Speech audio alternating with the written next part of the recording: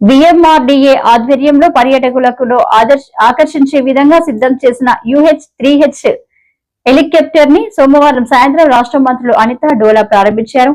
విశాఖ నగరాన్ని పర్యాటక ప్రాంతంగా తీర్చిదిద్దేందుకు అన్ని చర్యలు చేపడతామన్నారు.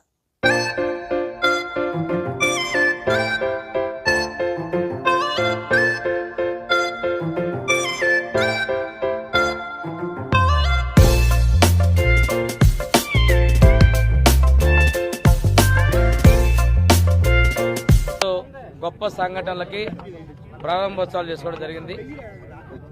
మనకి విశాఖపట్నానికి ఉన్న అదృష్టం ఏంటంటే ఈస్టర్న్ నేవల్ కమాండ్ మనకు ఉండటం. ఆ ఈస్టర్న్ నేవల్ కమాండ్లో ఉన్నటువంటి సబ్మరైన్ దగ్గర నుంచి ఈరోజు ఉన్నటువంటి యుటిలిటీ హెలికాప్టర్ని ఈరోజు శాసన్ మ్యూజియంలో మనం ఏర్పాటు చేసుకొని ప్రారంభించుకోవడం చాలా గొప్ప అదృష్టంగా భావిస్తూ ఉన్నాం. ఈ హెలికాప్టరు 2007 నుంచి 24 వరకు దేశానికి సేవలు అందించడం జరిగింది.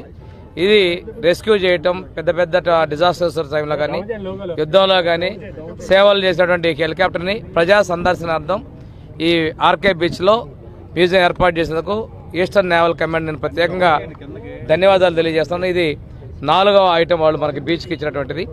ఈరోజే మళ్ళీ కైలాసగిరిలో కూడా పేరుకి కైలాసగిరి అన్నప్పుడు అక్కడ ఒక మంచి త్రిశూలం ఏర్పాటు చేసి 1,50,00,000 రూపాయలతోటి ఏర్పాటు చేసే త్రిశూలాన్ని కూడా మనం శంకుస్థాపన చేసుకుని నేను హోమ్ మినిస్టర్ గారు, విఎంఆర్డీ చైర్మన్, అధికారులందరూ కూడా పార్టిసిపేట్ చేశారు.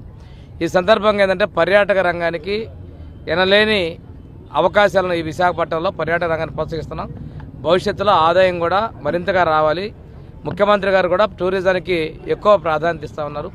ఈ ప్రాంతంలో ఐటీతో పాటు టూరిజం కూడా మంచి అవకాశాలు ఉన్నాయి. దీన్ని ప్రోత్సహించడం మన ప్రభుత్వం అత్యంత ప్రాధాన్యత ఇస్తుందని తెలియజేసుకుని సెలవు తీసుకున్నాను.